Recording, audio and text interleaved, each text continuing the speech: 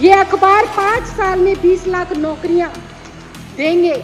इस हेडलाइन के साथ छपा है। अमूमन इस तरह की हेडलाइंस हम कब देखते हैं? जब देश के अंदर चुनाव हो रहा होता है, जब राज्यों के अंदर चुनाव हो रहा होता है, युवाओं के वोट को अपनी ओर आकर्षित किया जाए।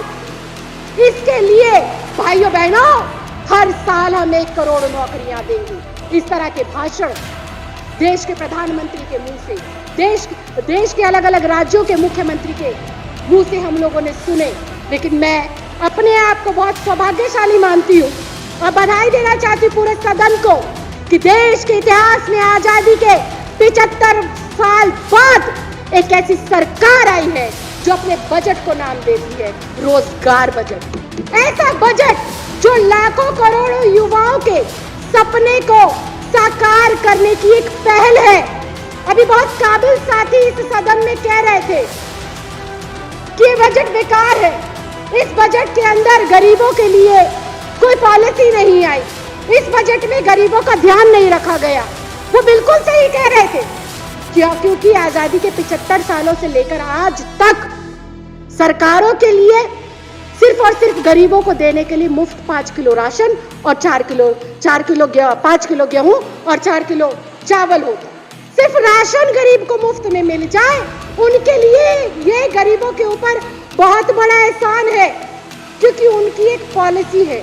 कि उन्हें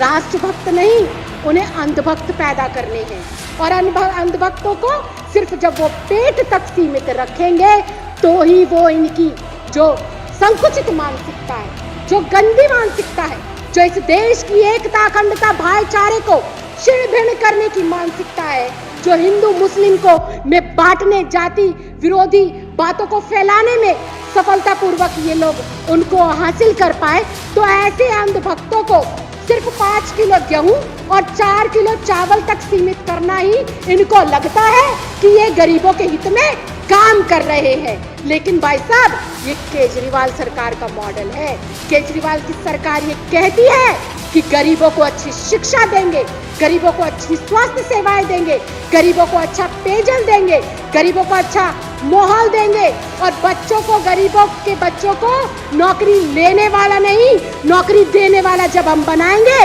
तब वास्तव में इस देश का विकास होगा, देश की आर्थिक स्थिति मजबूत होगी, तब जाकर हमारा भारतवर्ष सोने की चिड़िया बनेगा। दिल्ली देश का एक ऐसा राज्य जो देश की राजधानी तो है ही है, लेकिन इसके साथ साथ केंद्र में बैठी हुई सरकार की आंखों की बहुत बड़ी किरकिरी भी है। लगातार केंद्र सरकार की आंखों में दिल्ली की जो सरकार है, जिस पार्टी के नेतृत्व में दिल्ली की सरकार चल रही है, वो लगातार उनकी आंखों में रड़कती रहती है, चुभती रहती है। एक ऐसी चुभन जो केंद्र की सरकार को ना दिन में चैन लेने देती है, ना रात में चैन लेने देती है। दिल्ली के सरकार जिसके नेतृत्व में चल रही है, उस व्यक्ति के प्रतिनिधित्व से इस देश के, इस दुनिया के यशस्वी प्रधानमंत्री को कितनी घबराहट और कितना डर है। पिछले 20 दिन से लगातार अलग अलग समाचार पत्रों के माध्यम से, अलग अलग पॉलिटिकल पार्टियों के वक्तव्य के माध्यम से हम सबके सामने है। और उनकी ये घबराहट, उनका ये डर ऐसा नहीं कि आज अचानक से एमसीडी चुनाव रुकवाने के लिए हुआ। ये आप देखिए, साल 2015 से लगातार केंद्र में बैठी हुई मोदी सरकार का डर, घबराहट, दिल्ली सरकार के कामों में अड़ंगा डालना, रुकावट पैदा करना, आए दिन उनके इन कदमों से लगातार हमारे सामने आ रहा है। कभी ये हमारे मंत्रियों के घर पर रेड पड़वाते हैं,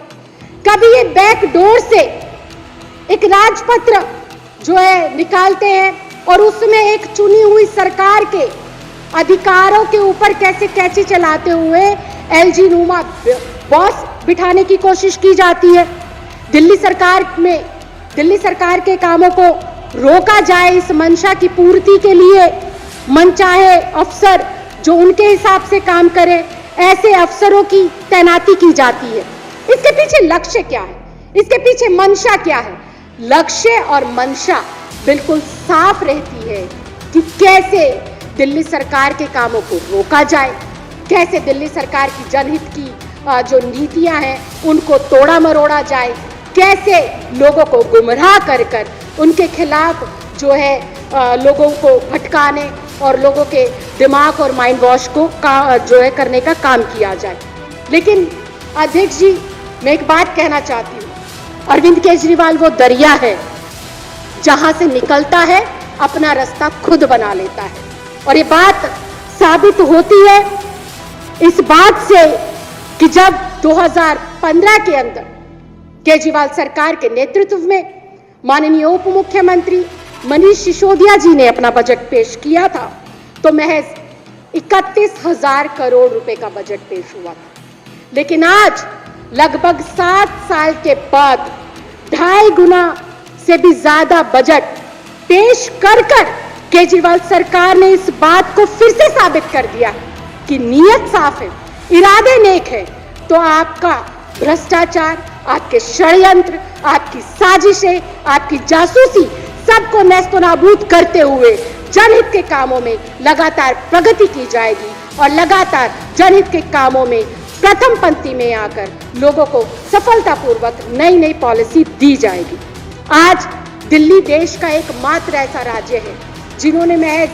आधे दशक में, महज 5 साल के अंदर अपनी जीडीपी को 50% से ऊपर लाकर रख दिया है। ये दिन रात की कड़ी मेहनत केजरीवाल सरकार की कैबिनेट, उनके चुने हुए मंत्री, उनके मेहनत कश एक एक विधायक, एक एक संस्था का परिणाम है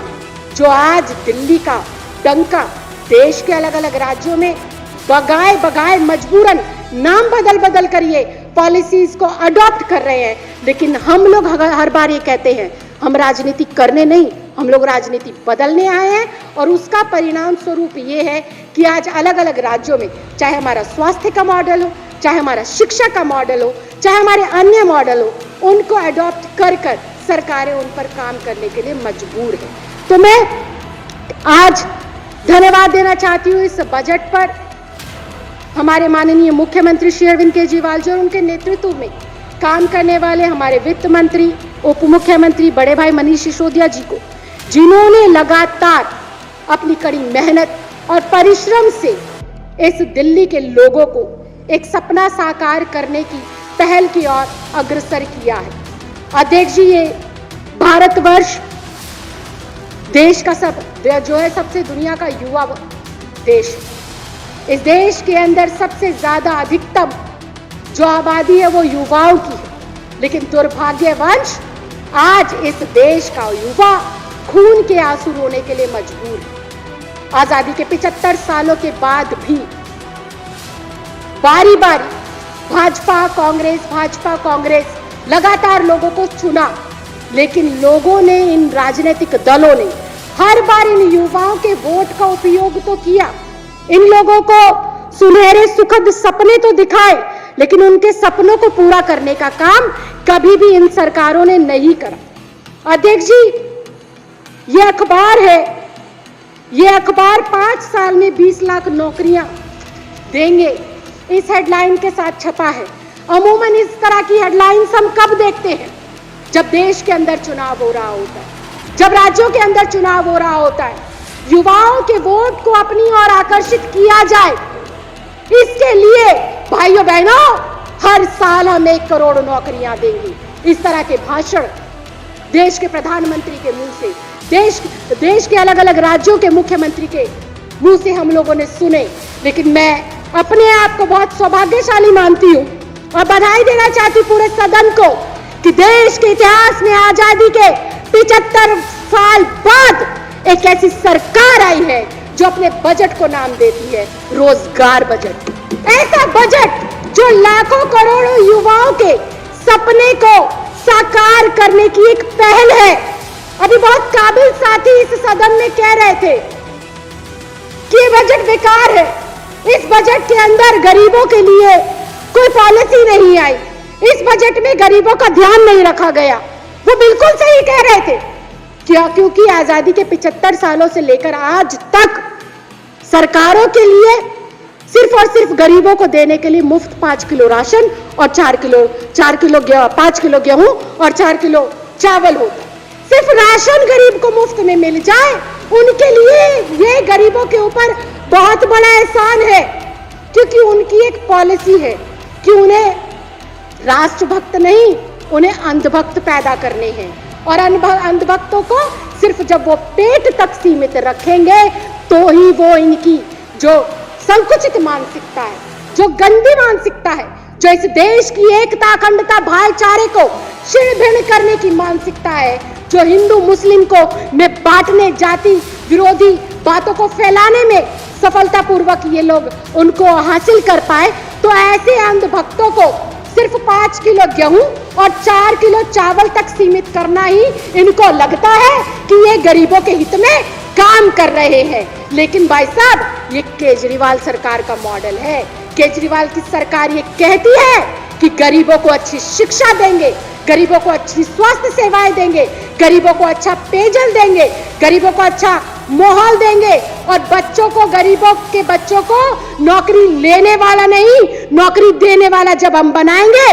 तब वास्तव में इस देश का विकास होगा, देश की आर्थिक स्थिति मजबूत होगी, तब जाकर हमारा भारतवर्ष सोने की चिड़िया बनेगा। और ऐसे में ही अध्यक्ष जी,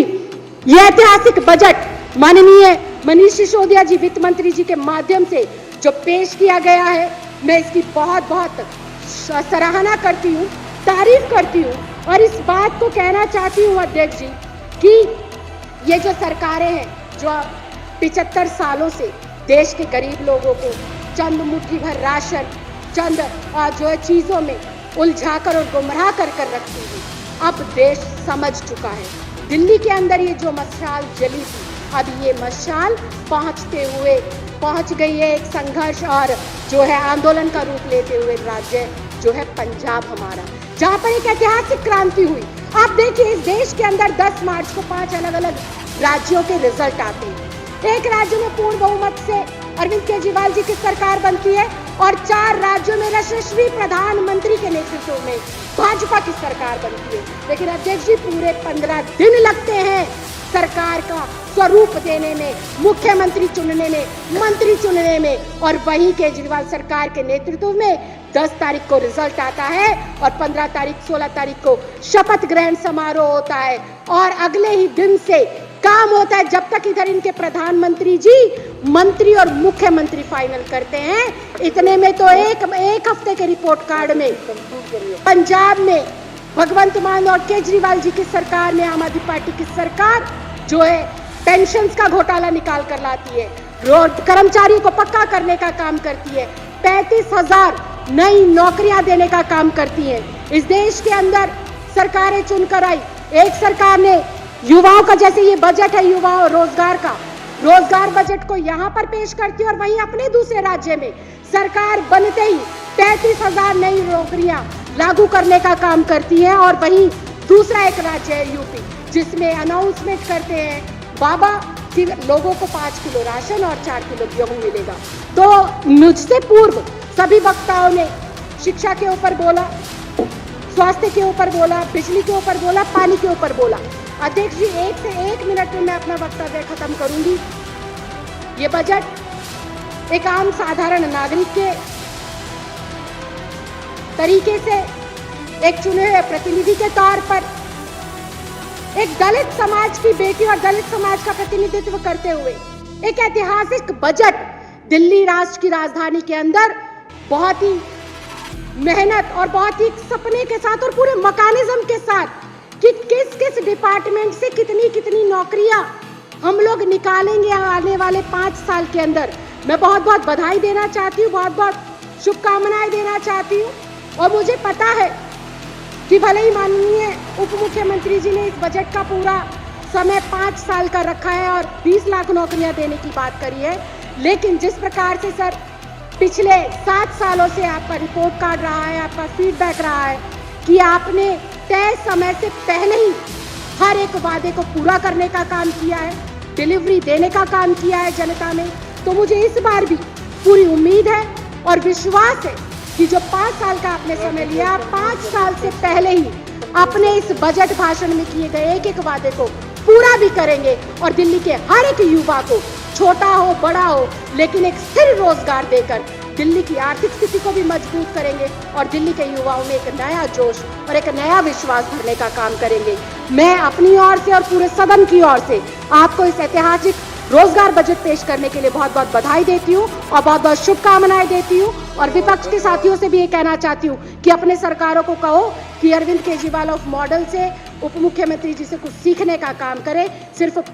डिग्रीधारियों को पकोड़ा तलने की नसीहत ना दे, नाले से गैस बनाने की नसीहत ना दे। बहुत बहुत धन्यवाद, बहुत बहुत आभार। जय हिंद, जय भारत। इस खबर को अभी लाइक करें, शेयर करें, अभी चैनल को सब्सक्राइब करें और घंटी जरूर दबाएं।